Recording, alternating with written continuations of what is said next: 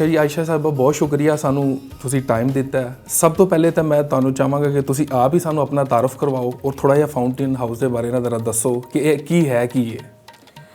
ਬਿਸਮਿਲ੍ਲਾਹਿਰਰਹਿਮਾਨਿਰਰਹੀਮ। ਮੇਰਾ ਨਾਮ ਆਇਸ਼ਾ ਇਮਰਾਨ ਮੁਰਤਜ਼ਾ। ਮੈਨੂੰ ਇੱਥੇ 1 ਅਪ੍ਰੈਲ ਨੂੰ 20 ਸਾਲ ਹੋ ਜਾਣਗੇ ਅਲਹਮਦੁਲਿਲਾ। ਇੱਥੇ ਮੈਂ director human resource mobilisation department.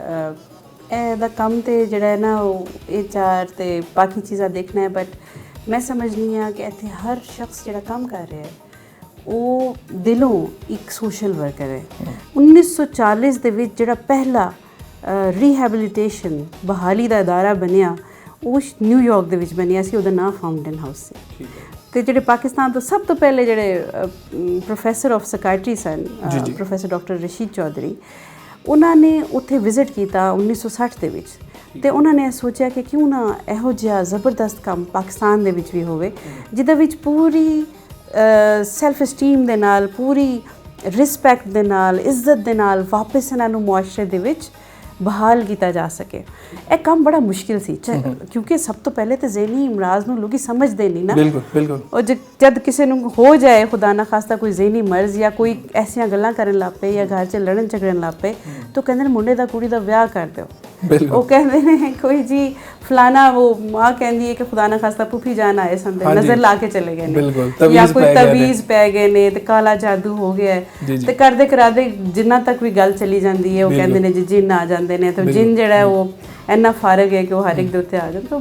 ਅੱਛਾ, ਮੈਂ ਇਸੇ ਹਵਾਲੇ ਨਾਲ ਸਵਾਲ ਕਰਨਾ ਚਾਹਾਂਗਾ ਤੁਹਾਡੇ ਨਾਲ ਕਿ ਦੇਖੋ ਪਾਕਿਸਤਾਨ 'ਚ ਇਹ ਸੂਰਤ ਹਾਲ ਹੈ ਕਿ ਕਿਸੇ ਦੇ ਅਗਰ ਦੰਦ 'ਚ ਦਰਦ ਹੈ ਨਾ ਉਦੋਂ ਤੱਕ ਡਾਕਟਰ ਕੋਲ ਨਹੀਂ ਜਾਂਦਾ ਜਦੋਂ ਤੱਕ ਉਹ ਖਰਾਬ ਨਹੀਂ ਹੋ ਜਾਂਦਾ। ਬਿਲਕੁਲ ਇਵੇਂ ਹੀ ਦੂਸਰੀ ਬਿਮਾਰੀਆਂ ਦਾ ਹਾਲ ਹੈ। ਬਾਬਿਆਂ ਦੇਖ ਲਓ, ਉਹ ਕਦੀ ਵੀ ਡਾਕਟਰ ਕੋਲ ਨਹੀਂ ਜਾਵਣਗੇ ਜਦੋਂ ਤੱਕ ਉਹਨਾਂ ਦੇ ਘੁਟਨੇ ਬਿਲਕੁਲ ਜਵਾਬ ਹੀ ਨਾ ਦੇ ਜਾਣ। ਔਰ ਜਿਹੜੀ ਹੈ ਜ਼ਹਿਨੀ ਬਿਮਾਰੀ ਹੈ, ਪਹਿਲੇ ਤਾਂ ਲੋਕ ਇਹਨੂੰ ਸਮਝਦੇ ਹੀ ਨਹੀਂ। ਔਰ ਤੁਹਾਡੇ ਕੋਲ ਜਦੋਂ ਮਰੀਜ਼ ਪਹੁੰਚਦਾ ਉਹ ਕਿਸ ਕੰਡੀਸ਼ਨ 'ਚ ਹੁੰਦਾ? ਸਾਡੇ ਕੋਲ ਜਿਹੜੇ ਮਰੀਜ਼ ਆਉਂਦੇ ਨੇ ਰੋਜ਼ਾਨਾ, ਜੇ ਤੁਸੀਂ ਕਦੀ ਬਾਹਰ OPD ਦੇ ਵਿੱਚ ਬੈਠੋ ਤੇ ਤੁਸੀਂ ਹੈਰਾਨ ਹੋ ਜਾਓ, ਉਹਨਾਂ ਨੂੰ ਜ਼ੰਜੀਰਾਂ ਨਾਲ ਬੰਨ੍ਹ ਕੇ ਲਿਆਇਆ ਜਾਂਦਾ ਹੈ। ਔਰਤਾਂ ਜਿਹੜੀਆਂ ਬੱਚੀਆਂ ਨੇ ਘਰਾਂ ਦੇ ਵਿੱਚ 15-15 ਸਾਲ ਤੋਂ ਕਮਰੇ ਦੇ ਵਿੱਚ ਬੰਦ ਨੇ ਤੇ ਮੁੰਡੇ ਬੰਦ ਨੇ। ਤੇ ਸਾਡੀ ਕਮਿਊਨਿਟੀ ਸਰਵਿਸ ਦੇ ਵਿੱਚ ਸਾਡੀ ਟੀਮਾਂ ਜਾਂਦੀਆਂ ਨੇ ਲੋਕਾਂ ਦੇ ਘਰਾਂ 'ਚ ਤੇ ਲੋਕਾਂ ਨੂੰ ਪਿੰਜਰਾਂ 'ਚ ਬੰਦ ਕਰਕੇ ਰੱਖਿਆ ਗਿਆ ਹੈ। ਮਤਲਬ ਸਾਡੇ ਵਾਸਤੇ ਬੜੀ ਦੁੱਖ ਦੀ ਗੱਲ ਹੈ ਕਿ ਇੱਕ ਜਿਹੜਾ ਮਰੀਜ਼ ਠੀਕ ਹੋ ਸਕਦਾ ਹੈ, ਜਿਹੜਾ ਮਰਜ਼ ਠੀਕ ਹੋ ਸਕਦਾ ਹੈ, ਬਿਹਤਰ ਹੋ ਸਕਦਾ, ਉਹਨੂੰ ਇਸ ਤਰ੍ਹਾਂ ਰੱਖਿਆ ਜਾਏ। ਤੇ ਫਿਰ ਜਦੋਂ ਸਾਡੇ ਕੋਲ ਆਉਂਦੇ ਨੇ ਤੇ ਸਾਡਾ ਜਿਹੜਾ ਐਕਿਊਟ ਸੈਟਅਪ ਹੈ ਟ੍ਰੀਟਮੈਂਟ ਦਾ, ਤੇ ਫਿਰ ਸਬ ਐਕਿਊਟ ਹੈ ਜੋ ਸਾਡਾ ਪੂਰਾ ਪ੍ਰੋਸੈਸ ਹੈ ਜਿਹਦੇ ਵਿੱਚ ਡਾਕਟਰ ਵੀ ਨੇ ਤੇ ਜਿਹਦੇ ਵਿੱਚ ਸਾਈਕੋਲੋਜਿਸਟ ਨੇ, ਜਿਹਦੇ ਵਿੱਚ ਸੋਸ਼ਲ ਵਰਕਰਸ ਨੇ, ਉਹਦੇ ਵਿੱਚ ਜਿਹੜੇ ਨੇ ਬਾਕੀ ਅਲਾਈਡ ਥੈਰੇਪਿਸਟ ਨੇ, ਤੇ ਸਾਰੇ ਰਲ ਕੇ ਉਹਨਾਂ ਨੂੰ ਵਾਪਸ ਜ਼ਿੰਦਗੀ ਦੇ ਵਿੱਚ ਲਿਆਉਣ ਦੀ ਕੋਸ਼ਿਸ਼ ਕਰਦੇ ਨੇ। ਔਰ ਸਾਡਾ 100% ਮੈਂ ਸਮਝਨੀ ਹਾਂ ਕਿ ਅਸੀਂ ਉਹਦੇ ਵਿੱਚ ਕੁਛ ਨਾ ਕੁਛ ਬਿਹਤਰੀ ਲਿਆਉਣ ਤੇ ਕਾਮਯਾਬ ਹੋ ਜਾਂਦੇ ਹਾਂ। ਇਹ ਸਭ ਤੋਂ ਵੱਡੀ ਗੱਲ ਹੈ। ਠੀਕ ਹੋ ਗਿਆ। ਯਾਨੀ ਕਿ ਤੁਹਾਡੇ ਕੋਲ ਜਿਹੜਾ ਪੇਸ਼ੈਂਟ ਆਉਂਦਾ, ਮਰੀਜ਼ ਆਉਂਦਾ, ਇੱਕ ਤਾਂ ਉਹ ਵਿਗੜਿਆ ਹੁੰਦਾ ਫੁੱਲ ਟਾਈਮ, ਉਹ ਦੂਸਰਾ ਸੀ ਅਕਸਰ ਕਿਹਾ ਜਾਂਦਾ ਹੈ ਕਿ ਫਲਾਣਾ ਮਰਜ਼ ਹੈ, ਇਹ ਪਹਿਲੀ ਸਟੇਜ ਹੈ, ਦੂਜੀ ਸਟੇਜ ਹੈ, ਤੀਜੀ ਸਟੇਜ ਹੈ। ਤੁਹਾਡੇ ਕੋਲ ਮੇਰੇ ਖਿਆਲ ਆਖਰੀ ਸਟੇਜ ਤੇ ਕੋਈ ਪਹੁੰਚਦਾ। ਬਿਲਕੁਲ। ਔਰ ਅਗਰ 2 ਸਵਾਲ ਦੇ ਮੈਂ ਰੁਖ ਕਰਨਾ, ਅਗਰ ਉਹ ਤੁਹਾਡੇ ਕੋਲ ਪਹਿਲੇ ਆ ਜਾਏ ਤੇ ਉਹ ਕਿੰਨੀ ਜਲਦੀ ਠੀਕ ਹੋ ਸਕਦਾ ਹੈ? ਅਗਰ ਉਹ ਐਂਡ ਤੇ ਆਵੇ ਤੇ ਫਿਰ ਤੁਸੀਂ ਉਹਨੂੰ ਕਿਵੇਂ ਟ੍ਰੀਟ ਕਰਦੇ ਹੋ? ਤੁਸੀਂ ਬੜੀ ਸੋਹਣੀ ਗੱਲ ਕੀਤੀ ਕਿ ਵੀ ਇਹ ਪ੍ਰੀਵੈਂਸ਼ਨ ਦੀ ਗੱਲ ਹੈ, ਬਚਾਉਣ ਦੀ ਗੱਲ। ਦੇਖੋ ਕਹਿੰਦੇ prevention is better than cure. ਬਿਲਕੁਲ। ਦੇਖੋ ਜੀ, ਜਦੋਂ ਇਹਦਾ ਔਨਸੈਟ ਹੁੰਦਾ ਹੈ ਨਾ ਬਿਲਕੁਲ ਸ਼ੁਰੂ ਦੇ ਵਿੱਚ, ਤੇ ਬੱਚਾ ਜਾਂ ਬੱਚੀ ਜ਼ਿਆਦਾਤਰ ਯੰਗ ਏਜ ਦੇ ਵਿੱਚ ਹੁੰਦੇ ਨੇ, ਸਟੂਡੈਂਟ ਲਾਈਫ ਦੇ ਵਿੱਚ ਹੁੰਦੇ ਨੇ, ਉਹਨਾਂ ਦਾ ਜਿਹੜਾ ਪੂਰੀ ਦਾ ਪੂਰਾ ਇੱਕ ਸੈਟਅਪ ਹੈ ਉਹ ਬਦਲਣਾ ਸ਼ੁਰੂ ਹੋ ਜਾਂਦਾ ਹੈ। ਜਿਹੜਾ ਨਜ਼ਰ ਆ ਰਿਹਾ ਹੁੰਦਾ ਲੋਕਾਂ ਨੂੰ ਕਿ ਜੀ ਆਪਣੇ ਆਪ ਨੂੰ ਕਮਰੇ 'ਚ ਬੰਦ ਕਰ ਰਹੇ ਨੇ, ਲੋਕਾਂ ਨਾਲ ਮਿਲਣਾ ਜੁਲਣਾ ਛੱਡਤਾ ਹੈ, ਜਿਹੜੀ ਕੰਮਾਂ 'ਚ ਪਹਿਲੇ ਮਜ਼ਾ ਆਉਂਦਾ ਸੀ ਹੁਣ ਮਜ਼ਾ ਨਹੀਂ ਆਉਂਦਾ, ਤੇ ਰੋਣ ਡੇ ਨੇ ਜਾਂ ਕੋਈ ਹੋਰ ਗੱਲ ਹੈ। ਤੇ ਉਸੇ ਵਕਤ ਜਿਹੜਾ ਨਾ ਦੋਸਤ ਯਾਰ ਹੋਰ ਪਾਸੇ ਚਲੇ ਜਾਂਦੇ ਨੇ, ਯਾਰ ਇਸ਼ਕ ਹੋਇਆ ਸੀ ਜਾਂ ਮਾਂ ਪਿਓ ਨਜ਼ਰ ਔਰ ਦੂਜੀ ਚਲੇ ਜਾਂਦੇ ਨੇ। ਉਸੇ ਟਾਈਮ ਜੇ ਉਹਨਾਂ ਨੂੰ ਕਿਸੇ ਪ੍ਰੋਫੈਸ਼ਨਲ ਕੋਲ ਲੈ ਆਇਆ ਜਾਏ ਤੇ ਉਸੇ ਵਕਤ ਜੇ ਇਲਾਜ ਸ਼ੁਰੂ ਹੋ ਜਾਏ ਤੇ ਉਹ ਬਹੁਤ ਬਿਹਤਰ ਜ਼ਿੰਦਗੀ ਗੁਜ਼ਾਰ ਸਕਦੇ ਨੇ। ਹੁਣੇ ਮੈਂ ਤੁਹਾਨੂੰ ਇੱਕ ਬੜੀ ਸਾਫ਼ 2-4 ਮਿਸਾਲਾਂ ਦੇਵਾਂ, ਤੁਸੀਂ ਹੈਰਾਨ ਹੋ ਜਾਓ ਕਿ ਇਸ ਟਾਈਮ ਜਿਹੜੇ ਸਰਵਿੰਗ ਪ੍ਰੋਫੈਸ਼ਨਲਸ ਨੇ ਬਹੁਤ ਵੱਡੀ ਮੁਕਾਮਾਂ ਦੇ ਵਿੱਚ, ਉਹ ਨੇ ਜਿਨ੍ਹਾਂ ਨੂੰ ਬਚਪਨ ਦੇ ਵਿੱਚ ਜਦੋਂ ਇਹ ਪ੍ਰੋਬਲਮ ਹੋਇਆ ਤੇ ਉਸੇ ਵਕਤ ਇਲਾਜ ਹੋ ਗਿਆ ਤੇ ਅੱਜ ਉਹ CSS ਵੀ ਕਰ ਗਏ ਤੇ ਅੱਜ ਉਹ ਬਾਕੀ ਕੰਮ ਵੀ ਕਰ ਗਏ। ਤੇ ਇਹ ਇਸ ਵਜ੍ਹਾ ਨਾਲ ਕਿ ਬਰ ਵਕਤ ਉਹਨਾਂ ਨੂੰ ਪ੍ਰੋਫੈਸ਼ਨਲ ਕੋਲ ਲਿਆਇਆ ਗਿਆ। ਤਾਂ ਮੇਰਾ ਸਮਝਦੀ ਹੈ ਕਿ ਤੁਹਾਡੇ ਥਰੂ, ਤੁਹਾਡੇ ਇਸ ਚੈਨਲ ਦੇ ਥਰੂ ਤੁਸੀਂ ਇੱਕ ਬਹੁਤ ਵੱਡਾ ਕੰਮ ਕਰੋਗੇ ਜੇ ਤੁਸੀਂ ਲੋਕਾਂ ਨੂੰ ਇਹ ਦੱਸੋ ਕਿ ਜੇ ਕੋਈ ਐਸਾ ਮਸਲਾ ਹੋਏ ਤਾਂ ਸਭ ਤੋਂ ਪਹਿਲੇ ਕੋਈ ਅਸੈਸਮੈਂਟ ਵੀ ਕਰਵਾ ਲੈਣ। ਤੁਸੀਂ ਹੁਣ ਹਾਲ ਹੀ 'ਚ ਸੁਣਿਆ ਹੈ ਇਹ ਜਿਹੜੀਆਂ ਖੁਦਕੁਸ਼ੀਆਂ ਹੋ ਰਹੀਆਂ ਨੇ, ਬਿਲਕੁਲ ਡਿਪਰੈਸ਼ਨ ਦੀ ਵਜ੍ਹਾ ਤੋਂ ਹੋ ਰਹੀਆਂ ਨੇ। ਤੇ ਡਿਪਰੈਸ਼ਨ ਜਿਹੜੀ ਐਸੀ ਚੀਜ਼ ਹੈ ਜਿਹੜੀ ਬਿਲਕੁਲ ਕੋਲ ਦੇ ਬੰਦਿਆਂ ਨੂੰ ਨਜ਼ਰ ਆ ਜਾਂਦੀ ਹੈ ਜਦੋਂ ਕਦੀ ਕਦੀ ਮਾਯੂਸੀ ਦੀ ਗੱਲ ਮਰੀਜ਼ ਕਰਦਾ ਹੈ ਜਾਂ ਕਰਦੀ ਹੈ। ਉਹ ਕਹਿੰਦਾ ਹੈ ਕਿ ਹੁਣ ਕੋਈ ਨਹੀਂ ਮਕਸਦ ਰਿਹਾ ਮੇਰੀ ਜ਼ਿੰਦਗੀ ਦਾ, ਬਸ ਛੱਡ ਜਾਣਾ ਚਾਹੀਦਾ ਹੈ। ਜਦੋਂ ਇਹੋ ਜਿਹੀਆਂ ਗੱਲਾਂ ਕਰਨ ਲੱਗ ਪਏ ਤੇ ਇਹ ਅਲਾਰਮ ਹੈ ਤੇ ਇਹਦਾ ਮਤਲਬ ਹੈ ਕਿ ਕੁਛ ਨਾ ਕੁਛ ਚੱਲ ਰਿਹਾ ਹੈ, ਇਹਨੂੰ ਇੱਕ ਅਸੈਸਮੈਂਟ ਦੀ ਜ਼ਰੂਰਤ ਹੈ। ਅੱਛਾ ਮੈਡਮ, ਜ਼ਿਹਨੀ ਬਿਮਾਰੀ ਦੀ ਜਿਹੜੀ ਪਹਿਲੀ ਵਜ੍ਹਾ ਉਹ ਡਿਪਰੈਸ਼ਨ ਤੋਂ ਹੀ ਸ਼ੁਰੂ ਹੁੰਦੀ ਹੈ। ਇੱਕ ਹੋਰ ਚੀਜ਼ ਮੈਂ ਚਾਹਾਂਗਾ ਕਿ ਤੁਸੀਂ ਸਾਡੇ ਨਾਜ਼ਰੀਨ ਨੂੰ ਇਹ ਦੱਸੋ ਕਿ ਲੋਕ ਡਿਪਰੈਸ਼ਨ ਨੂੰ ਬਿਮਾਰੀ ਸਮਝਦੇ ਹੀ ਨਹੀਂ ਜੀ। ਕੁਝ ਲੋਕ ਸਮਝਦੇ ਨੇ, ਕਈ ਲੋਕ ਤੇ ਵੀ ਸਮਝਦੇ ਨੇ ਕਿ ਸਿਰਫ ਮੈਦੇ ਦੀ ਬਿਮਾਰੀ ਹੈ। ਜੀ ਬਿਲਕੁਲ, ਤੁਸੀਂ ਸੁਣਿਆ ਹੋਣਾ ਅਕਸਰ ਕਿ ਮੈਦਾ ਖਰਾਬ ਹੋ ਗਿਆ ਜੀ, ਇਸ ਵਜ੍ਹਾ ਤੋਂ ਤੁਹਾਡੀ ਤਬੀਅਤ ਮਚਲ ਰਹੀ ਹੈ ਜੀ, ਹਲਚਲ ਹੋ ਰਹੀ ਹੈ। ਡਿਪਰੈਸ਼ਨ ਬਕਾਇਦਾ ਹੈ ਕਿ ਇਹਦਾ ਆਗਾਜ਼ ਅਗਰ ਕਿਸੇ ਨੇ ਸਮਝਣਾ ਹੋਵੇ ਕਿੱਥੋਂ ਹੁੰਦਾ ਹੈ? ਦੇਖੋ ਮੈਂ ਬੜੀ ਖੂਬਸੂਰਤ ਸੀ, ਬੜੀ ਸੋਹਣਾ ਸਵਾਲ ਹੈ ਇੱਕ ਹੋਰ ਤੁਹਾਡਾ, ਜਿਹੜਾ ਮੇਰਾ ਖਿਆਲ ਹੈ ਕਿ ਸੁਣਨ ਵਾਲਿਆਂ ਨੂੰ ਇਹਦੇ ਵਿੱਚ ਕੁਝ ਅਹਿਸਾਸ ਵੀ ਹੋਏਗਾ ਕਿ ਫਰਕ ਕੀ। ਦੇਖੋ ਡਿਪਰੈਸ਼ਨ ਆਮ ਜ਼ਿੰਦਗੀ 'ਚ ਸਭ ਨੂੰ ਹੁੰਦਾ ਹੈ। ਖੁਦਾ ਨਾ ਖਾਸਤਾ ਘਰ 'ਚ ਕੋਈ ਫੌਤਗੀ ਹੋ ਗਈ ਹੈ, ਕੋਈ ਤੁਹਾਡਾ ਨੁਕਸਾਨ ਹੋ ਗਿਆ ਹੈ, ਤੁਸੀਂ ਉਦਾਸ ਹੋ, ਇੱਕ ਨੋਰਮਲ ਗੱਲ ਹੈ। ਇਸੇ ਤਰ੍ਹਾਂ ਐਂਗਜ਼ਾਇਟੀ, ਦੂਸਰਾ ਇੱਕ ਤਸ਼ਵੀਸ਼ ਹੋਣਾ, ਖੌਫ ਹੋਣਾ, ਕੀ ਹੋਏਗਾ ਕੱਲ ਪੇਪਰ ਹੈ, ਮੈਂ ਫੇਲ ਹੋ ਜਾਵਾਂਗਾ ਜਾਂ ਕੁਝ ਵੀ। ਤੇ ਇਹ ਜਿਹੜੀਆਂ ਚੀਜ਼ਾਂ ਨੇ ਨਾ ਇਹ ਨੋਰਮਲ ਨੇ। ਤੇ ਕਿਹੜਾ ਟਾਈਮ ਹੈ ਜਿਸ ਟਾਈਮ ਦੇ ਉੱਤੇ ਤੁਹਾਨੂੰ ਜ਼ਰੂਰਤ ਹੈ ਕਿ ਇਸ ਟਾਈਮ ਤੁਸੀਂ ਕਿਸੇ ਨਫਸਿਆਤੀ ਮੁਆਲਿਜ ਕੋਲ ਜਾਓ? ਉਹ ਟਾਈਮ ਉਹ ਹੈ ਕਿ ਜਦੋਂ ਤੁਹਾਨੂੰ ਆਮ ਜ਼ਿੰਦਗੀ ਦੇ ਵਿੱਚ ਮੁਖਤਲਿਫ ਕੰਮ ਕਰਨ 'ਚ ਮੁਸ਼ਕਿਲ ਆਉਣ ਲੱਗ ਪਵੇ। ਤੁਹਾਡੇ ਪਹਿਲੇ ਬੜੇ ਦੋਸਤ ਸਨ, ਤੁਸੀਂ ਬੜਾ ਮਜ਼ਾ ਕਰਦੇ ਸੀ, ਰਲ ਕੇ ਕੋਈ ਕ੍ਰਿਕਟ ਖੇਡਦੇ ਸੀ, ਕੁਝ ਕਰਦੇ ਸੀ। ਹੁਣ ਉਹੀ ਦੋਸਤ ਨੇ, ਉਹੀ ਕ੍ਰਿਕਟ ਹੈ ਤੇ ਬਗੈਰ ਵਜ੍ਹਾ ਦੇ ਤੁਹਾਡਾ ਦਿਲ ਨਹੀਂ ਕਰ ਰਿਹਾ ਖੇਡਣ ਦਾ, ਬਗੈਰ ਵਜ੍ਹਾ ਦੇ ਤੁਹਾਡਾ ਦਿਲ ਕਾਲਜ ਜਾਣ 'ਚ ਨਹੀਂ ਕਰ ਰਿਹਾ, ਸਕੂਲ ਜਾਣ 'ਤੇ ਨਹੀਂ ਕਰ ਰਿਹਾ, ਬਗੈਰ ਵਜ੍ਹਾ ਤੇ ਜਿਹੜੀਆਂ ਚੀਜ਼ਾਂ 'ਚ ਤੁਹਾਨੂੰ ਬੜਾ ਮਜ਼ਾ ਆਉਂਦਾ ਸੀ ਮਜ਼ਾ ਹੀ ਨਹੀਂ ਹੈ, ਤੁਹਾਨੂੰ ਰੋਣਾ ਆ ਰਿਹਾ ਹੈ, ਤੁਸੀਂ ਬੈਠੇ ਹੋ ਤੁਹਾਨੂੰ ਅੰਦਰ ਤਕਲੀਫ ਹੋ ਰਹੀ ਹੈ। ਇਹਦਾ ਮਤਲਬ ਹੈ ਕਿ ਹੁਣ 20-21 ਦਿਨ ਘੱਟੋ ਘੱਟ ਤੁਸੀਂ ਐਸੇ ਸੀਨ ਦੇ ਵਿੱਚ ਰਹਿ ਰਹੇ ਹੋ ਤੇ ਇਹਦਾ ਮਤਲਬ ਹੈ ਕਿ ਹੁਣ ਤੁਹਾਨੂੰ ਕਿਸੇ ਨਫਸਿਆਤੀ ਮੁਆਲਿਜ ਕੋਲ ਜਾਣਾ ਚਾਹੀਦਾ। ਤੇ ਇਹ ਉਹ ਮਸਲਾ ਹੈ। ਮੇਰੇ ਜਿੰਨੇ ਵੀ ਲੋਕ ਮੈਨੂੰ ਸੁਣ ਰਹੇ ਨੇ ਤੁਹਾਡੇ ਤਵਸਤ ਨਾਲ, ਮਾਂ ਪਿਓ ਨੇ, ਉਹ ਦੋਸਤ ਯਾਰ ਨੇ, ਜਦੋਂ ਤੁਹਾਡਾ ਦੋਸਤ ਯਾਰ, ਬੱਚਾ, ਵੱਡਾ ਕੋਈ ਤੁਹਾਨੂੰ ਐ ਲਿਖੇ ਕਿ ਨੋਰਮਲ ਜਿਹੜਾ ਬੜਾ ਹੱਸਦਾ ਰਹਿੰਦਾ ਸੀ ਤੇ ਹੁਣ ਰੋਂਦਾ ਕਿਉਂ ਹੈ, ਜਾਂ ਇੱਕ ਕਮਰੇ 'ਚ ਕਿਉਂ ਬੰਦ ਹੈ, ਤੇ ਕੀ ਵਜ੍ਹਾ ਹੈ ਕਿ ਕਿਸੇ ਨਾਲ ਹੱਸ ਖੇਲ ਨਹੀਂ ਰਿਹਾ, ਕੋਈ ਸੋਸ਼ਲਾਈਜ਼ ਨਹੀਂ ਕਰ ਰਿਹਾ, ਤੇ ਇਹਦਾ ਮਤਲਬ ਹੈ ਕਿ ਕੁਛ ਨਾ ਕੁਛ ਹੈ ਜਿਹੜਾ ਤੁਹਾਨੂੰ ਚੈੱਕ ਕਰਵਾਉਣਾ ਚਾਹੀਦਾ ਤੇ ਕੋਈ ਨਾ ਕੋਈ ਗੜਬੜ ਚੱਲ ਰਹੀ ਹੈ। ਤੇ ਫਾਊਂਟਨ ਹਾਊਸ ਟੈਲੀ ਹੈਲਥ ਦੇ ਵਿੱਚ, ਤੇ ਫਾਊਂਟਨ ਹਾਊਸ ਜਿਹੜਾ ਸਾਡਾ OPD ਬਿਲਕੁਲ ਫ੍ਰੀ ਹੈ ਤੇ ਸਾਡਾ ਵੈਬਸਾਈਟ ਹੈ www.fountainhouse.com.pk। ਜੇ ਉੱਤੇ ਜਾਓ ਤੇ ਤੁਸੀਂ ਕਹੋ ਕਿ ਮੈਨੂੰ ਕਾਉਂਸਲਿੰਗ ਦੀ ਲੋੜ ਹੈ ਤੇ ਅਸੀਂ ਫ੍ਰੀ ਆਫ ਕਾਸਟ ਜਿਹੜਾ ਹੈ ਨਾ ਆਨਲਾਈਨ ਘਰ ਬੈਠੇ ਤੁਹਾਨੂੰ ਕਾਉਂਸਲਿੰਗ ਵੀ ਦਿੰਦੇ ਆ। ਤੇ ਜਿਹੜੇ ਵੀ ਲੋਕ ਆਪਣਾ ਇੱਕ ਵਾਰੀ ਤਜਜ਼ੀਆ ਕਰਾਉਣਾ ਚਾਹੁੰਦੇ ਨੇ, ਆਪਣਾ ਅਸੈਸਮੈਂਟ ਕਰਾਉਣਾ ਚਾਹੁੰਦੇ ਨੇ, ਉਹ ਜ਼ਰੂਰ ਕਰਾ ਲੈਣ। ਦੇਖੋ ਇਹ ਵੱਧ ਜਾਂਦੀ ਹੈ ਫਿਰ ਬਿਮਾਰੀ, ਫਿਰ ਖੁਦਾ ਨਾ ਖਾਸਤਾ ਸਾਈਕੋਸਿਸ ਦੇ ਵਿੱਚ ਜਾ ਸਕਦੀ ਹੈ, ਕਿਸੇ ਹੋਰ ਚੀਜ਼ਾਂ 'ਚ ਜਾ ਸਕਦੀ ਹੈ। ਸਾਈਕੋਸਿਸ ਦੇ ਬਾਰੇ 'ਚ ਮੈਂ ਜ਼ਰੂਰ ਤੁਹਾਨੂੰ ਦੱਸਾਂਗੀ। ਇਹ ਜ਼ਿਆਦਾਤਰ ਯੰਗ ਏਜ 'ਚ ਹੁੰਦਾ ਹੈ, ਜ਼ਿਆਦਾਤਰ ਮਰਦਾਂ ਦੇ ਵਿੱਚ ਹੁੰਦਾ ਹੈ, ਅਕਸਰ ਇਗਨੋਰ ਹੋ ਜਾਂਦਾ ਐਸੇ ਗੱਲ ਤੋਂ ਕਿ ਪਤਾ ਨਹੀਂ ਚੱਲ ਸਕਦਾ। ਜਿਹੜੀ ਸਾਡੀ ਪੰਜੋ ਸੈਂਸਿਸ ਨੇ, ਹਵਾਸੇ ਖਮਸਾ ਜਿਹਨਾਂ ਨੂੰ ਕਹੀਦਾ ਹੈ, ਅਸੀਂ ਦੇਖ ਸਕਨੇ ਹਾਂ, ਅਸੀਂ ਸੁਣ ਸਕਨੇ ਹਾਂ, ਸਾਨੂੰ ਮਹਿਸੂਸ ਕਰ ਸਕਨੇ ਹਾਂ, ਚੱਖ ਸਕਨੇ ਹਾਂ। ਸੋ ਇਹਨਾਂ ਦੇ ਵਿੱਚ ਜਿਹੜਾ ਨਾ ਹੌਲੀ ਹੌਲੀ ਹੈਲੂਸੀਨੇਸ਼ਨ ਸ਼ੁਰੂ ਹੋ ਜਾਂਦੀਆਂ ਨੇ। ਸਭ ਤੋਂ ਪਹਿਲੇ ਤੇ ਇਹੀ ਹੈ ਕਿ ਕਮਰੇ 'ਚ ਬੰਦ ਹੋ ਜਾਂਦੇ ਨੇ, ਸੋਸ਼ਲਾਈਜ਼ ਕਰਨਾ ਛੱਡ ਦਿੰਦੇ ਨੇ, ਤੇ ਫਿਰ ਹੌਲੀ ਹੌਲੀ ਉਹਨਾਂ ਨੂੰ ਆਵਾਜ਼ ਆਉਂਦੀਆਂ ਨੇ। ਜਿਸ ਤਰ੍ਹਾਂ ਸਾਡਾ ਇੱਕ ਮਰੀਜ਼, ਮੈਂ ਤੁਹਾਨੂੰ ਜ਼ਰੂਰ ਦੱਸਾਂ ਕਿ ਮੈਨੂੰ ਉਹਨੇ ਦੱਸਿਆ, ਬੜਾ ਘੱਟ ਲੋਕ ਦੱਸ ਪਾਉਂਦੇ ਨੇ ਬਟ ਦੱਸ ਵੀ ਦਿੰਦੇ ਨੇ, ਕਹਿੰਦੇ ਕਾਲੇ ਚੂਹੇ 'ਚ ਮੈਨੂੰ ਨਜ਼ਰ ਆਉਂਦਾ ਸੀ ਬੰਦਾ ਜਿਹਦੀਆਂ ਲਾਲ ਲਾਲ ਵੱਡੀਆਂ ਵੱਡੀਆਂ ਅੱਖਾਂ ਸਨ, ਤੇ ਮੈਨੂੰ ਕਹਿੰਦਾ ਸੀ ਕਿ ਇਹ ਫਨਾਇਲ ਪੀ ਲਓ, ਔਰ ਮੈਨੂੰ ਕਹਿੰਦਾ ਸੀ ਕਿ ਇਹ ਨਬਜ਼ਾਂ ਕੱਟੋ ਆਪਣੀ, ਤੇ ਉਹ ਫੜ ਕੇ ਉਹ ਕੱਢ ਦਿੰਦਾ ਸੀ ਕਿਉਂ, ਲੇਕਿਨ ਉਹ ਇੰਨਾ ਜ਼ੋਰਦਾਰ ਮੈਨੂੰ ਕਹਿੰਦਾ ਸੀ ਕਿ ਮੈਂ ਕਰ ਲੈਣਾ ਸੀ। ਫਿਰ ਉਹਦੇ ਮਾਪਿਓ ਉਹਨਾਂ ਨੂੰ ਮੁਲਤਾਨ ਤੋਂ ਲੈ ਕੇ ਆਏ, ਇੱਥੇ ਆ ਕੇ ਉਹਨਾਂ ਨੇ ਉਹਨੂੰ ਐਡਮਿਟ ਕਰਾਇਆ। ਹੁਣ ਅਲਹਮਦੁਲਿਲਾ ਉਹ ਇੰਨਾ ਸੋਹਣਾ ਪੜ੍ਹਦਾ ਪਿਆ ਹੈ, ਇੰਨਾ ਸੋਹਣਾ ਉਹ ਜਿਹੜਾ ਤਰੱਕੀ ਕਰਦਾ ਪਿਆ, ਬੜੀ ਖੁਸ਼ੀ ਹੁੰਦੀ ਉਹਨੂੰ ਦੇਖ ਕੇ ਸਾਨੂੰ। ਤੇ ਇਹ ਕੋਈ ਵੀ ਠੀਕ ਹੋ ਸਕਦਾ ਹੈ, ਬਿਹਤਰ ਹੋ ਸਕਦਾ ਹੈ। ਸਾਨੂੰ 3 ਚੀਜ਼ਾਂ ਦੀ ਲੋੜ ਹੈ।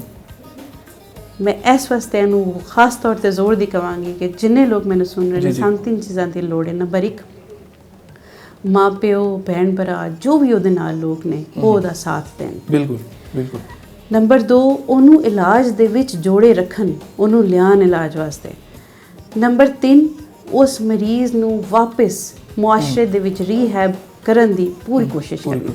ਉਹ ਪੜ੍ਹਾਈ ਦੁਬਾਰਾ ਸ਼ੁਰੂ ਕਰੇ, ਉਹ ਆਪਣੀ ਜੌਬ ਦੁਬਾਰਾ ਸ਼ੁਰੂ ਕਰੇ। ਜੇ ਮਾਂ ਹੈ ਉਹ ਕਿਸੇ ਨੂੰ ਜਦੋਂ ਬਿਮਾਰ ਹੋ ਗਈ ਸੀ ਤਾਂ ਦੁਬਾਰਾ ਨਾਰਮਲ ਆਪਣੇ ਕੰਮ ਸ਼ਮ ਸ਼ੁਰੂ ਕਰੇ। ਇੱਕ ਚੀਜ਼ ਹੋਰ ਇਹਨਾਂ ਲੋਕਾਂ ਨੂੰ ਸਮਝਾ ਦਿਓ ਕਿ ਅਗਰ ਕੋਈ ਨਫਸੀਆਤੀ ਮਰੀਜ਼ ਹੋ ਗਿਆ ਤੇ ਉਹਨੂੰ ਜਾ ਕੇ ਬਾਬਿਆਂ ਕੋਲ ਤੁਸੀਂ ਕੁਟਵਾਣਾ ਨਹੀਂ, ਉਹਨੂੰ ਤਵੀਜ਼ ਨਹੀਂ ਕਢਵਾਣੇ ਹੁੰਦੇ। ਜੀ ਹਾਂ, ਬੜਾ ਦੁੱਖੀ ਬਾਤ ਹੈ ਕਿ ਆਪਣੇ ਪਿਆਰਿਆਂ ਨੂੰ ਲੈ ਕੇ ਉੱਥੇ ਜਾ ਰਹੇ ਹੁੰਦੇ ਨੇ, ਹਾਲਾਂਕਿ ਆਦੇ ਵੱਲੋਂ ਤੇ ਉਹ ਠੀਕ ਕਰਨ ਦੀ ਕੋਸ਼ਿਸ਼ ਕਰ ਰਹੇ ਹੁੰਦੇ ਨੇ, ਲੇਕਿਨ ਸ਼ਾਇਦ ਉਹਨਾਂ ਦਾ ਹੀ ਉਹ ਤਰੀਕਾ ਉਹਨੂੰ ਹੋਰ ਖਰਾਬ ਕਰ ਰਿਹਾ ਹੁੰਦਾ। ਬਿਲਕੁਲ ਬਿਲਕੁਲ, ਇਹ ਤੁਸੀਂ ਬਿਲਕੁਲ 100% ਗੱਲ ਕੀਤੀ ਹੈ। ਇਹ ਅਸੀਂ ਜਿਹੜਾ ਦੇਖ ਰਹੇ ਹਾਂ ਇੱਥੇ ਪਿਛਲੇ 60 ਸਾਲ ਤੋਂ ਫਾਊਂਟੇਨ ਹਾਊਸ ਚੱਲ ਰਿਹਾ, ਲੱਖਾਂ ਮਰੀਜ਼ਾਂ ਦਾ ਅਸੀਂ ਇਲਾਜ ਕਰ ਚੁੱਕੇ ਹਾਂ। ਪਿਛਲੇ ਸਾਲ ਅਸੀਂ 2 ਲੱਖ ਮਰੀਜ਼ਾਂ ਦਾ ਫ੍ਰੀ ਇਲਾਜ ਕੀਤਾ। ਤੇ ਕਹਿਣ ਦਾ ਮਕਸਦ ਹੈ ਕਿ ਅਸੀਂ ਦੇਖਨੇ ਕਿ ਚੰਗੀ ਚੰਗੀ ਪੜ੍ਹੀ ਲਿਖੀ ਜਿਹੜੀ ਫੈਮਲੀਆਂ ਹੁੰਦੀਆਂ ਨੇ ਉਹਨਾਂ ਦੇ ਵਿੱਚ ਵੀ ਅਸੀਂ ਇਹ ਦੇਖਿਆ ਹੈ ਕਿ ਕੋਈ ਅੰਕਲ, ਕੋਈ ਚਾਚਾ, ਮਾਮਾ, ਤੁਹਾਨੂੰ ਪਤਾ ਨਾ ਅਸੀਂ ਸਾਰੇ ਡਾਕਟਰ ਵੀ ਬਣ ਜਾਂਦੇ ਆ ਤੇ ਮਸ਼ਵਰੇ ਵੀ ਦਿੰਦੇ ਆ, ਤੇ ਉਹ ਆ ਕੇ ਕਹਿੰਦਾ ਹੈ ਕਿ ਉਹ ਛੱਡੋ ਜੀ ਤੁਸੀਂ, YouTube ਨੇ ਤਾਂ ਹੁਣ ਸਾਰਿਆਂ ਨੂੰ ਡਾਕਟਰ ਬਣਾ ਦਿੱਤਾ, ਉਹ ਛੱਡੋ ਜੀ ਤੁਸੀਂ ਕੀ ਨਫਸਿਆਤੀ ਉਹਨਾਂ ਦੇ ਵਿੱਚ ਚੱਕਰ ਪਏ ਹੋਏ ਹੋ, ਤੇ ਫਲਾਣਾ ਬਾਬਾ ਹੈ ਤੇ ਉਹ ਬੜਾ ਸੋਹਣਾ ਇਲਾਜ ਕਰਦਾ। ਤੇ ਇਹਦੇ ਅਭੀ ਅਸੀਂ ਬੜੇ ਦੁਖੀ ਸਾਂ। ਅਸੀਂ ਕੁਝ ਪਿਛਲੇ ਮਹੀਨੇ ਦੀ ਗੱਲ ਹੈ, ਸਾਡਾ ਇੱਕ ਮੈਂਬਰ ਸੀ, ਅਸੀਂ ਮੈਂਬਰ ਕਹੀਦਾ ਇਹਨਾਂ ਨੂੰ, ਮਰੀਜ਼ ਨਹੀਂ ਕਹੀਦਾ, ਕਿਉਂਕਿ ਇਹ ਮੈਂਬਰ ਨੇ ਤੇ ਅਸੀਂ ਸਟਾਫ ਮੈਂਬਰ ਹਾਂ, ਬਾਕੀ ਐਗਜ਼ੈਕਟਿਵ ਮੈਂਬਰ ਨੇ, ਡਾਕਟਰ ਅਮਜਦ ਸਾਕਿਬ ਸਾਡੇ ਚੇਅਰਮੈਨ ਨੇ, ਤਾਂ ਅਸੀਂ ਰਲ ਕੇ ਮਿਲ ਕੇ ਇਲਾਜ ਕਰੀਦਾ ਇਹਨਾਂ ਦਾ। ਤੇ ਬੇਸਿਕਲੀ ਉਹ ਬੱਚਾ ਜਿਹੜਾ MBA ਉਹਨੇ ਕੀਤਾ ਹੋਇਆ ਔਰ ਬੜੀ ਅੱਛੀ ਨੌਕਰੀ ਸੁਥਰੀ ਕਰਦਾ ਪਿਆ, ਇੱਥੋਂ ਠੀਕ ਹੋ ਕੇ ਗਿਆ, ਤੇ ਘਰ ਵਾਲਿਆਂ ਨੇ ਕੋਈ ਧਿਆਨ ਨਹੀਂ ਦਿੱਤਾ, ਉਹਨੇ ਦਵਾਈਆਂ ਛੱਡਤੀਆਂ, ਰਿਲੈਪਸ ਹੋਇਆ। ਜਦੋਂ ਰਿਲੈਪਸ ਹੋਇਆ ਤੇ ਘਰਦਿਆਂ 'ਚ ਕਿਸੇ ਅੰਕਲ, ਚਾਚੇ, ਮਾਮੇ ਨੇ ਮਸ਼ਵਰਾ ਦਿੱਤਾ ਕਿ ਉਹ ਇੱਕ ਬਾਬਾ ਜੀ ਨੇ ਤੇ ਉਹ ਹਮੇਸ਼ਾ ਵਾਸਤੇ ਜਿਹੜਾ ਨਾ ਜਿੰਨ ਕੱਢ ਦਿੰਦੇ ਨੇ, ਤੇ ਇਹਨੂੰ ਜਿੰਨ ਦਾ ਮਸਲਾ ਹੈ, ਤੁਸੀਂ ਕਿਉਂ ਇਹ ਕੰਮ ਕਰ ਰਹੇ ਹੋ? ਠੀਕ ਹੋ ਗਿਆ। ਉਹਨਾਂ ਨੇ ਘਰ ਬੁਲਾਇਆ ਜਿੰਨ ਨੂੰ, ਉਹ ਬਾਬਾ ਜੀ ਨੂੰ ਉਹਨਾਂ ਨੇ ਜਿੰਨ ਕਢਾਉਣ ਵਾਸਤੇ, ਔਰ ਫਿਰ ਉਸ ਤੋਂ ਬਾਅਦ ਉਹਨਾਂ ਨੇ ਕੋਈ ਪੜ੍ਹਾਈ ਕੀਤੀ, ਉਹਨਾਂ ਨੇ ਕੋਈ ਅੱਗ ਵੀ ਜਲਾਈ, ਉਹਦੇ ਵਿੱਚ ਉਹਨੂੰ ਬਿਠਾਇਆ ਔਰ ਕੁਝ ਚੀਜ਼ਾਂ ਵੀਜ਼ਾਂ ਪਾਤੀਆਂ, ਤੇ ਉਹਦੇ ਧੂਏ ਦੇ ਨਾਲ ਨਾ ਉਹਨੂੰ ਸਫੋਕੇਸ਼ਨ ਦੇ ਨਾਲ ਉਹ ਬੇਹੋਸ਼ ਹੋ ਗਿਆ ਮੁੰਡਾ, ਔਰ ਸਾਨੂੰ ਬੜੀ ਤਕਲੀਫ ਹੋਈ ਕਿ ਬਾਅਦ ਚੋਂ ਉਹ ਇਵੈਂਚੁਅਲੀ ਉਹ ਫੌਤ ਵੀ ਹੋ ਗਿਆ। ਤੇ ਬੜਾ ਹੀ ਦੁੱਖ ਦੇ ਨਾਲ ਇਹ ਕਹਿਣਾ ਪੈਂਦਾ ਹੈ ਕਿ ਖੁਦਾ ਦਾ ਨਾਂ ਹੈ, ਜਿੰਨੇ ਲੋਕ ਮੈਨੂੰ ਸੁਣ ਰਹੇ ਨੇ ਤੁਹਾਡੇ ਤਵੱਸਲ ਦੇ ਨਾਲ, ਤੁਸੀਂ ਬਹੁਤ ਹੀ ਇੰਪੋਰਟੈਂਟ ਟੌਪਿਕ ਤੇ ਗੱਲ ਕੀਤੀ ਹੈ, ਜ਼ਰੂਰ ਜਾਣ। ਦੇਖੋ ਪੀਰ ਜਿਹੜੇ ਨੇ ਸਾਡੇ, ਬਾਬਾ ਜਿਹੜੇ ਨੇ, ਜਿਹੜੇ ਅਸਲੀ ਨੇ, ਜਿਹੜੇ ਦੀਨੀ ਮੁਸ਼ਾਹਿਦਾ ਦੱਸਦੇ ਨੇ, ਸਾਡੇ ਇਲਮ 'ਚ ਹੈਗੇ ਨੇ ਐਸੇ ਲੋਕ ਜਿਹੜੇ ਗਾਈਡ ਕਰਦੇ ਨੇ ਕਿ ਨਹੀਂ ਤੁਸੀਂ ਹਸਪਤਾਲ ਜਾਓ, ਨਹੀਂ ਤੁਸੀਂ ਡਾਕਟਰ ਕੋਲ ਜਾਓ, ਦਮ ਜ਼ਰੂਰ ਕਰਾਓ, ਤੁਸੀਂ ਪੜ੍ਹਾਈ ਜ਼ਰੂਰ ਕਰੋ। ਬੱਚੇ ਦੇ ਉੱਤੇ ਕੁਰਾਨ ਮਜੀਦ ਦੇ ਵਿੱਚ ਖੁਦ ਹੈ ਕਿ ਤੁਸੀਂ ਦੁਆ ਵੀ ਕਰੋ ਤੇ ਤੁਸੀਂ ਇਲਾਜ ਵੀ ਕਰੋ, ਦੁਆ ਵੀ ਕਰੋ ਔਰ ਦਵਾ ਵੀ ਕਰੋ। ਤੇ ਇਹ ਬੜਾ ਜ਼ਰੂਰੀ ਹੈ ਕਿ ਇਹ ਨਾ ਸਮਝੋ ਕਿ ਉਹਨਾਂ ਕੋਲ ਜਾਣਾ ਗਲਤ ਹੈ, ਲੇਕਿਨ ਸਿਰਫ ਇਸ ਤਰ੍ਹਾਂ ਦੇ ਤੋਹਮਾਤ ਦੇ ਵਿੱਚ ਚਲੇ ਜਾਣਾ ਕਿ ਔਰ ਇਲਾਜ ਵੱਲ ਨਾ ਆਣਾ, ਇਹ ਗਲਤ ਹੈ। ਬਿਲਕੁਲ ਠੀਕ ਗੱਲ ਕਰੋ। ਬਲਕਿ ਕੁਝ ਡਾਕਟਰ ਵੀ ਗੱਲ ਕਰਦੇ ਨੇ, ਹਕੀਮਾਂ ਕੋਲ ਜਾ ਕੇ ਵੀ ਲੋਕ ਖਰਾਬ ਹੋ ਕੇ ਫਿਰ ਡਾਕਟਰ ਕੋਲ ਪਹੁੰਚਦੇ ਨੇ, ਔਰ ਤੁਹਾਡੇ ਕੋਲ ਮੇਰੇ ਖਿਆਲ ਬਾਬਿਆਂ ਕੋਲ ਖਰਾਬ ਹੋ ਕੇ ਤੁਹਾਡੇ ਕੋਲ ਪਹੁੰਚਦੇ ਨੇ। ਤੁਸੀਂ ਜ਼ਿਕਰ ਕੀਤਾ ਸੀ ਕਿ ਆਪਣੇ ਪਿਆਰਿਆਂ ਨੂੰ, ਬੱਚਿਆਂ ਨੂੰ ਇਹਨਾਂ ਨੇ ਤਾੜਿਆ ਹੁੰਦਾ, ਬੰਨਿਆ ਹੁੰਦਾ, ਜਿਹੜੇ ਨਫਸਿਆਤੀ ਮਰੀਜ਼ ਹੋ ਜਾਂਦੇ ਨੇ। ਤੇ ਕਿਆ ਐਵੇਂ ਵੀ ਹੁੰਦਾ ਕਿ ਤੁਹਾਨੂੰ ਕਿਸੇ ਜਗ੍ਹਾ ਤੋਂ ਕਾਲ ਆਵੇ, ਕੋਈ ਹਮਸਾਇਆ ਕਰਦੇ, ਕੋਈ ਰਿਸ਼ਤੇਦਾਰ ਕਰਦੇ ਕਿ ਫਲਾਣਾ ਬੱਚਾ ਉਹਨਾਂ ਦਾ ਬਿਮਾਰ ਸੀ, ਉਹਨਾਂ ਨੇ ਬੰਨਿਆ ਆ, ਤੇ ਤੁਹਾਡੀ ਕੋਈ ਟੀਮ ਜਾ ਕੇ ਉਹਨੂੰ ਲੈ ਵੀ ਆਂਦੀ, ਕੁਝ ਇਸ ਤਰ੍ਹਾਂ ਦਾ ਵੀ ਸੈਟਅਪ ਹੁੰਦਾ? ਦੇਖੋ ਸਾਡੇ ਜਿਹੜੇ ਕਾਨੂੰਨ ਨੇ ਨਾ, ਲਾਅ ਜਿਹੜੇ ਨੇ, ਉਹ ਸਾਨੂੰ ਇਹਦੀ ਇਜਾਜ਼ਤ ਨਹੀਂ ਦਿੰਦੇ ਕਿ ਅਸੀਂ ਘਰੋਂ ਦੇ ਜਾਈਏ ਤੇ ਜਾ ਕੇ ਬੰਦੇ ਨੂੰ ਲੈ ਕੇ, ਲੇਕਿਨ ਅਸੀਂ ਇਹ ਜ਼ਰੂਰ ਜਾ ਕੇ ਉਹਨਾਂ ਨੂੰ ਐਜੂਕੇਟ ਕਰਨੇ ਆ ਕਿ ਤੁਸੀਂ ਆਪ ਖੁਦ ਉਹਦੇ ਮਾਪਿਓ ਜਿਹੜੇ ਨੇ, ਭੈਣ ਭਰਾ ਨੇ, ਕਿ ਉਹਨਾਂ ਨੂੰ ਇਲਾਜ ਵਾਸਤੇ ਲੈ ਕੇ ਆਣ। ਜੈਸੇ ਅਸੀਂ ਹੁਣੇ ਰੀਸੈਂਟਲੀ ਇੱਕ ਬੱਚਾ ਹੈ ਸਾਡਾ, ਕਮਿਊਨਿਟੀ ਸਾਡੇ ਜਿਹੜੇ ਕੰਮ ਵੀ ਨੇ, ਅਸੀਂ ਸਾਡੀ ਟੀਮ ਜਾਂਦੀ ਕਮਿਊਨਿਟੀ ਦੇ ਵਿੱਚ, ਤੇ ਉਹਨਾਂ ਬੱਚਿਆਂ ਕੋਲ, ਉਹਨਾਂ ਵੱਡਿਆਂ ਕੋਲ ਜਾਂਦੀ ਜਿਹੜੇ ਇਲਾਜ ਵਾਸਤੇ ਨਹੀਂ ਆ ਸਕ ਰਹੇ, ਜਾਂ ਉਹਨਾਂ ਨੂੰ ਪਤਾ ਨਹੀਂ ਹੈ, ਉਹਨਾਂ ਕੋਲ ਪੈਸੇ ਨਹੀਂ ਗਏ, ਕੋਈ ਹੋਰ ਵਜ੍ਹਾ। ਤੇ ਅਸੀਂ ਦੇਖਿਆ ਕਿ ਇੱਕ ਬੱਚੇ ਨੂੰ ਉਹਨੇ ਬਚਪਨ ਦੇ ਵਿੱਚ ਕੱਟਣਾ ਇੱਕ ਦੂਜੇ ਨੂੰ, ਤੇ ਉਹਨੇ ਆਪਣੇ ਕੱਪੜੇ ਫਾੜ ਦੇਣੇ, ਤੇ ਐਗਰੈਸਿਵ ਸੀ ਬਹੁਤ ਜ਼ਿਆਦਾ। ਉਹਨੂੰ ਉਹਨਾਂ ਨੇ ਪਿੰਜਰਾ ਜਿਹਾ ਬਣਾ ਕੇ ਉਹ 'ਚ ਬੰਦ ਕਰ ਦਿੱਤਾ, ਔਰ ਉਹ ਪਿੰਜਰੇ ਦੇ ਵਿੱਚ ਰਿਹਾ 12 ਸਾਲ। ਤੇ ਉਹਦੀ ਲੱਤਾਂ ਕੰਮ ਕਰਨੀਆਂ ਬੰਦ ਹੋ ਗਈਆਂ ਹੋਈਆਂ ਸਨ। ਹੁਣ ਉਹ ਮਾਸ਼ਾਅੱਲਾ ਸਾਡੀ ਤਾਲੇ 'ਚੋਂ ਕੱਢਿਆ ਉਹਨੂੰ, ਹੁਣ ਉਹ ਚੱਲਣ ਲੱਗਾ ਥੋੜਾ, ਤੇ ਹੁਣ ਅਸੀਂ ਉਹਨੂੰ ਸਕੂਲ ਲੈ ਕੇ ਆ ਰਹੇ ਹਾਂ। ਉਹਦੀ ਉਮਰ ਹੁਣ ਹੋ ਗਈ ਹੈ ਕੋਈ ਤਕਰੀਬਨ 17-18 ਸਾਲ। ਤੇ ਸਾਡੀ ਪੂਰੀ ਟੀਮ ਦੀ ਪੂਰੀ ਉਮੀਦ ਹੈ ਕਿ ਇਨਸ਼ਾਅੱਲਾ ਅਗਲੇ ਆਉਣ ਵਾਲੇ ਕੋਈ 5-6 ਮਹੀਨਿਆਂ ਦੇ ਵਿੱਚ ਉਹ ਸਕੂਲ ਦੇ ਵਿੱਚ ਆਉਣਾ ਸ਼ੁਰੂ ਹੋ ਜਾਏਗਾ ਇਨਸ਼ਾਅੱਲਾ। ਤੇ ਇਹ ਇੱਕ ਬਹੁਤ ਵੱਡਾ ਕੰਮ ਹੈ। ਤੁਸੀਂ ਜਿਹੜਾ ਬੰਦ ਕਰਨ ਦੀ ਗੱਲ ਕੀਤੀ ਨਾ ਜਾਂ ਜ਼ੰਜੀਰਾਂ ਦੇ ਵਿੱਚ, ਇਹ ਬਹੁਤ ਜ਼ਰੂਰੀ ਮੈਸੇਜ ਹੈ ਹਰ ਇੱਕ ਵਾਸਤੇ ਹੈਗਾ। ਦੇਖੋ ਅਸਾਈਲਮ ਵਾਲੇ ਦਿਨ ਲੰਘ ਗਏ ਨੇ, ਬਿਲਕੁਲ, ਕਿ ਇਹਨਾਂ ਨੂੰ ਜੇਲ੍ਹਾਂ 'ਚ ਬੰਦ ਕਰ ਦਿੰਦੇ ਸੀ। ਮੈਂ ਤੁਹਾਨੂੰ ਪਹਿਲੇ ਵੀ ਗੱਲ ਦੱਸੀ। ਹੁਣ ਨਹੀਂ, ਇਹ ਰੀਹੈਬਿਲਿਟੇਸ਼ਨ ਦੀ ਗੱਲ, ਹੁਣ ਇਨਕਲੂਜਨ ਦੀ ਗੱਲ ਹੈ, ਐਕਸਕਲੂਜਨ ਦੀ ਗੱਲ ਨਹੀਂ ਕੀ, ਹੁਣ ਇਹਨਾਂ ਨੂੰ ਨਾਲ ਲੈ ਕੇ ਚੱਲਣ ਦੀ ਗੱਲ ਹੈ। ਹੁਣੇ ਤੁਸੀਂ ਸਾਰਾ ਸਾਡਾ ਫਾਊਂਟੇਨ ਹਾਊਸ ਦੇਖੋਗੇ ਤੇ ਤੁਹਾਨੂੰ ਇਹ ਵੀ ਕਈ ਵਾਰੀ ਪਤਾ ਨਹੀਂ ਚੱਲੇਗਾ ਕਿ ਇਹ ਮੈਂਬਰ ਹੈ ਜਾਂ ਇੱਕ ਸਟਾਫ ਮੈਂਬਰ ਹੈ। They are so well kept, ਉਹਨਾਂ ਨੂੰ ਇੰਨੇ ਅੱਛੇ ਤਰੀਕੇ ਨਾਲ ਇੱਥੇ ਰੱਖਿਆ ਜਾਂਦਾ ਹੈ। ਉਹਨਾਂ ਨੂੰ ਸਵੇਰੇ ਉਠਾ ਕੇ ਉਹਨਾਂ ਦੰਦ ਬਰਸ਼ ਕਰਾਉਂਦੇ ਆ, ਉਹਨਾਂ ਦੀ ਹਾਈਜੀਨ ਦੀ ਖਿਆਲ ਰੱਖਣੇ, ਉਹਨਾਂ ਦੇ ਜਿਹੜੀਆਂ ਕੁੜੀਆਂ ਨੇ ਉਹਨਾਂ ਦਾ ਬਿਊਟੀ ਪਾਰਲਰ ਹੈ ਉੱਥੇ। ਤੇ ਉਹ ਤਿਆਰ ਹੁੰਦੀਆਂ ਨੇ, ਸੋਹਣਾ ਫੀਲ ਕਰਦੀਆਂ ਨੇ, ਸੋਹਣਾ ਦੇਖਦੀਆਂ ਨੇ ਆਪਣੇ ਆਪ ਨੂੰ। ਜੈਸਾ ਸਾਡਾ ਸਫਾਕ ਔਰ ਬੇਹਿਸ ਮਾਸ਼ਰਾ ਹੈ ਸਾਡਾ, ਤੁਸੀਂ ਦੇਖਿਆ ਹੋਣਾ ਇੱਥੇ ਕੁਝ ਲੋਕ ਜ਼ਮੀਨ ਦੀ ਖਾਤਰ ਜਾਂ ਕਿਸੇ ਹੋਰ ਚੀਜ਼ ਦੀ ਖਾਤਰ ਕਿਸੇ ਨੂੰ ਨਫਸਿਆਤੀ ਮਰੀਜ਼ ਬਣਾ ਦੇਣ। ਕਿਆ ਕੋਈ ਐਸੀਆਂ ਮੈਡੀਸਨ ਜਾਂ ਕੋਈ ਐਸਾ ਤਰੀਕੇਕਾਰ ਹੈ ਕਿ ਕੋਈ ਕਿਸੇ ਨੂੰ ਨਫਸਿਆਤੀ ਮਰੀਜ਼ ਬਣਾ ਹੀ ਦੇਵੇ ਇਸ ਵਜ੍ਹਾ ਤੋਂ? ਤੁਹਾਡੇ ਕੋਲ ਵੀ ਕੋਈ ਐਸੇ ਕੇਸ ਆਏ? ਬੜਾ ਸੁਣੀ ਤੁਸੀਂ ਅੱਜ ਕੱਲ ਬਹੁਤ ਡਰਾਮਿਆਂ 'ਚ ਵੀ ਦਿਖਾਇਆ ਜਾ ਰਿਹਾ ਕਿ ਕੋਈ ਦਵਾਈ ਖਿਲਾਈ ਜਾਂਦੀ ਹੈ ਜਿਹਦੇ ਵਿੱਚ ਐਸਾ ਦੇਖੇ ਇਸ 'ਚ ਕੋਈ ਸ਼ੱਕ ਨਹੀਂ ਹੈਗਾ ਕਿ ਕੋਈ ਦਵਾਈਆਂ ਹੁੰਦੀਆਂ ਵੀ ਨੇ ਇਹੋ ਜਿਹੀਆਂ ਜਿਹੜੀਆਂ ਤੁਸੀਂ ਖਵਾ ਦਿਓ ਜਾਂ ਨਸ਼ਿਆਂ ਤੇ ਲਗਾ ਦਿੱਤਾ। ਨਸ਼ਿਆਂ ਦੇ ਨਸ਼ੇ ਨੇ ਔਰ ਵਕਤੀ ਤੌਰ ਦੇ ਵਿੱਚ ਹੈਲੂਸੀਜਨਸ ਹੁੰਦੀਆਂ ਨੇ, ਦੂਸਰੀ ਚੀਜ਼ਾਂ ਜਿਸ ਤਰ੍ਹਾਂ ਨਸ਼ੇ ਵੀ ਨੇ ਜਿਸ ਤਰ੍ਹਾਂ ਤੁਸੀਂ ਦੱਸਿਆ, ਲੇਕਿਨ ਉਹ ਤੁਸੀਂ ਉਹਨਾਂ ਨੂੰ ਇਲਾਜ ਵੱਲ ਲੈ ਆਓ ਤਾਂ ਠੀਕ ਹੋ ਜਾਂਦੇ ਨੇ। ਐਸਾ ਨਹੀਂ ਹੈ ਕਿ ਉਹ ਠੀਕ ਨਹੀਂ ਹੋ ਸਕਦੇ, ਉਹ ਬਿਹਤਰ ਜ਼ਿੰਦਗੀ ਗੁਜ਼ਾਰ ਸਕਦੇ ਨੇ with the help of psychiatrist doctors and actual ਦੇ ਵਿੱਚ। ਜੀ ਜਦੋਂ ਤੱਕ ਕਿਸੇ ਨੂੰ ਨਫਸਿਆਤੀ ਮਸਲਾ ਨਹੀਂ ਹੁੰਦਾ ਉਦੋਂ ਤੱਕ ਉਹਦੇ ਵਿੱਚ ਉਹ ਸਾਰੇ ਮਸਾਇਲ ਪੈਦਾ ਨਹੀਂ ਹੋ ਰਹੇ ਹੁੰਦੇ। ਠੀਕ ਹੋ ਗਿਆ, ਤੁਸੀਂ ਉਹਨੂੰ ਬੰਦ ਕਰ ਸਕਦੇ ਹੋ ਫॉर ਸਮ ਟਾਈਮ, ਲੇਕਿਨ ਤੁਸੀਂ ਜਿਹੜੇ ਉਹਦੇ ਵਿੱਚ ਸਿੰਪਟਮਸ ਜਿਹੜੇ ਨੇ ਜੇ ਤੁਸੀਂ ਉਹਨਾਂ ਨੂੰ ਅਸੈਸ ਕਰਵਾਓਗੇ ਤਾਂ ਤੁਹਾਨੂੰ ਪਤਾ ਚੱਲ ਜਾਏਗਾ ਇਹ ਹੈ ਜਾਂ ਨਹੀਂ ਹੈ। ਤੇ ਸਾਡਾ ਜਿਹੜਾ ਤਰੀਕੇਕਾਰ ਹੈ ਅਸੈਸਮੈਂਟ ਦਾ, ਉਹਦੇ ਵਿੱਚ 5-6 ਪ੍ਰੋਫੈਸ਼ਨਲ ਰਲ ਕੇ ਅਸੈਸਮੈਂਟ ਕਰਦੇ ਨੇ ਕਿ ਇਹਨੂੰ ਅਸਲ 'ਚ ਇਨਡੋਰ ਇਲਾਜ ਦੀ ਜ਼ਰੂਰਤ ਹੈ ਕਿ ਆਊਟਡੋਰ ਇਲਾਜ ਦੀ ਜ਼ਰੂਰਤ ਹੈ, ਜਾਂ ਇਹਨੂੰ ਥੈਰੇਪੀ ਸੈਕਸ਼ਨ 'ਚ ਜਾਣਾ ਚਾਹੀਦਾ ਹੈ, ਜਾਂ ਸਿਰਫ ਗੱਲਾਂ ਨਾਲ ਇਲਾਜ ਹੋ ਜਾਏਗਾ, ਜਾਂ ਸਿਰਫ ਇੱਕ ਗੋਲੀ ਖਾਣੀ ਪਏਗੀ, ਜਾਂ ਹੋਰ ਇਲਾਜ ਦੀ ਜ਼ਰੂਰਤ ਹੈ। ਤੇ ਇਹ ਗੱਲ ਸਾਫ਼ ਪਤਾ ਚੱਲ ਜਾਂਦੀ। ਇਸ ਕਰਕੇ ਇੱਥੇ ਤੇ ਬਿਲਕੁਲ ਕੋਈ ਫਾਊਂਟੇਨ ਹਾਊਸ 'ਚ ਚਾਂਸ ਹੀ ਨਹੀਂ ਕਿ ਕੋਈ ਜਾਇਦਾਦ ਦੀ ਵਜ੍ਹਾ ਨਾਲ ਕੋਈ ਤੁਸੀਂ ਇੱਥੇ ਛੱਡ ਜਾਓ ਇਹਨਾਂ। ਲੇਕਿਨ ਜੇਕਰ ਕਿਸੇ ਨੂੰ ਇਲਾਜ ਦੀ ਜ਼ਰੂਰਤ ਹੈ, ਇਹ ਗੱਲ ਸਮਝ ਲਵੋ। ਦੇਖੋ ਜਿਹੜਾ ਬੰਦਾ ਬਿਮਾਰ ਹੈ ਨਾ, ਜਿਹੜਾ ਸ਼ਖਸ ਜ਼ਹਿਨੀ ਮਰਜ਼ ਤੋਂ ਜੂਝ ਰਿਹਾ ਹੈ, ਜਿਹੜਾ ਪਰੇਸ਼ਾਨੀ 'ਚ ਹੈ, ਉਹਦੇ ਕੋਲੋਂ ਉਹਦੀ ਸਹੂਲੀਅਤ ਲੈ ਲੈਣਾ, ਮਾਂ ਦੀ ਮੁਹੱਬਤ ਲੈ ਲੈਣਾ, ਉਹਨੂੰ ਕਿਤੇ ਛੱਡ ਦੇਣਾ, ਉਹਦੇ ਕੋਲੋਂ ਉਹਦਾ ਹੱਕ ਲੈ ਲੈਣਾ ਕਿ ਜੀ ਇਹ ਤੇ ਬਿਮਾਰ ਹੈ, ਇਹਨੂੰ ਕੀ ਜ਼ਰੂਰਤ ਹੈ ਜਾਇਦਾਦ ਦੀ, ਮੈਨੂੰ ਹੀ ਜ਼ਰੂਰਤ ਹੈ, ਇਹ ਜ਼ੁਲਮ ਹੈ ਜਿਹੜਾ ਰੋਕਣਾ ਚਾਹੀਦਾ ਹੈ। ਮੈਨੂੰ ਅੱਜ ਵੀ ਯਾਦ ਹੈ ਉਹ ਕੁੜੀ ਜਿਹੜੀ ਗੇਟ ਤੇ ਖਲੋਤੀ ਸੀ, ਠੀਕ ਹੋ ਗਈ ਹੋਈ ਸੀ, ਅਸੀਂ ਉਹਦੇ ਭਰਾ ਨੂੰ ਕਹਿ ਰਹੇ ਸੀ ਕਿ ਇਹਨੂੰ ਘਰ ਲੈ ਜਾਓ, ਤੇ ਉਹਦਾ ਭਰਾ ਉੱਥੇ ਗੇਟ ਦੇ ਉੱਤੇ ਖਲੋ ਕੇ ਆਪਣੀ ਭੈਣ ਨੂੰ ਇਹ ਕਹਿੰਦਾ ਹੈ ਕਿ ਜਦੋਂ ਤੂੰ ਮਰ ਜਾਏਂਗੀ ਮੈਂ ਤੈਨੂੰ ਲੈਣ ਆਵਾਂਗਾ। ਉਹ ਕੁੜੀ ਇੰਨੀ ਡਿਪਰੈਸ਼ਨ 'ਚ ਗਈ ਕਿ ਅਸੀਂ ਫਿਰ ਉਹਨੂੰ ਰੋਕ ਨਹੀਂ ਸਕੇ ਕਿ ਉਹਨੇ ਆਪਣੇ ਆਪ ਨੂੰ ਬੰਦ ਕਰ ਰਹੀ ਸੀ, ਉਹ ਆਪਣੇ ਆਪ ਨੂੰ ਮਾਰਨ ਦੀ ਕੋਸ਼ਿਸ਼ ਕਰ ਰਹੀ ਸੀ। ਕੀ ਕਸੂਰ ਹੈ ਉਹਦਾ ਕਿ ਉਹ ਜ਼ਹਿਨੀ ਮਰੀਜ਼ ਸੀ? ਉਹ ਠੀਕ ਹੋ ਗਈ ਹੈ, ਉਹਨੂੰ ਹੁਣ ਪੂਰਾ ਹੱਕ ਹੈ ਕਿ ਉਹ ਆਪਣੇ ਮਾਂ ਪਿਓ ਕੋਲ ਰਹੇ, ਉਹਨੂੰ ਪੂਰਾ ਹੱਕ ਹੈ ਕਿ ਉਹਨੂੰ ਆਪਣੇ ਖਾਵਨ ਦਾ, ਆਪਣੇ ਬੱਚਿਆਂ ਦਾ ਪਿਆਰ ਮਿਲੇ, ਉਹਨੂੰ ਪੂਰਾ ਹੱਕ ਹੈ। ਮੈਂ ਉਸ ਮਾਂ ਨੂੰ ਕਦੀ ਨਹੀਂ ਭੁੱਲ ਸਕਦੀ ਜੋ 40 ਸਾਲ ਆਪਣੇ ਪੁੱਤਰ ਦਾ ਇੰਤਜ਼ਾਰ ਕਰਦੀ ਰਹੀ ਗੇਟ ਦੇ ਸਾਹਮਣੇ ਬਹਿ ਕੇ। ਇੰਨੀ ਵੱਡੀ ਪੋਸਟ ਤੇ ਉਹਦਾ ਬੇਟਾ ਸੀ ਔਰ ਉਹ ਕਦੀ ਇੱਕ ਦਿਨ ਉਹਨੂੰ ਨਹੀਂ ਮਿਲਣ ਆਇਆ। 40 ਸਾਲ 365 ਦਿਨ ਹੁੰਦੇ ਨੇ ਇੱਕ ਸਾਲ 'ਚ। ਤੁਸੀਂ ਗੇਟ ਦੇ ਸਾਹਮਣੇ ਉਹ ਖਾਤੂਨ ਬੈਠੀ ਔਰ ਕਹਿੰਦੀ ਕਿ ਇਹ ਨਾ ਹੋਵੇ ਕੋ ਕਿਤੇ ਆ ਕੇ ਚਲਾ ਜਾਏ ਤੇ ਮੈਂ ਉਹਨੂੰ ਨਜ਼ਰ ਨਾ ਆਵਾਂ। ਇਹਨਾਂ ਨੂੰ ਪੂਰਾ ਹੱਕ ਹੈ ਔਰ ਯਕੀਨ ਕਰੋ ਇਹ ਬੜੇ ਸੋਹਣੇ ਲੋਕ ਨੇ।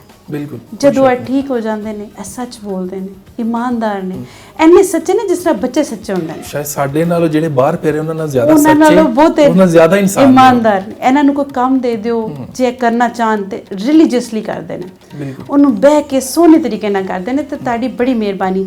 ਦੇਖਿਏ ਇਸ ਟਾਈਮ ਅਸੀਂ ਸਾਈਕੋ ਸੋਸ਼ਲ ਰੀਹੈਬਿਲਿਟੇਸ਼ਨ ਕਰ ਰਹੇ ਹਾਂ। ਠੀਕ ਹੋ ਗਿਆ।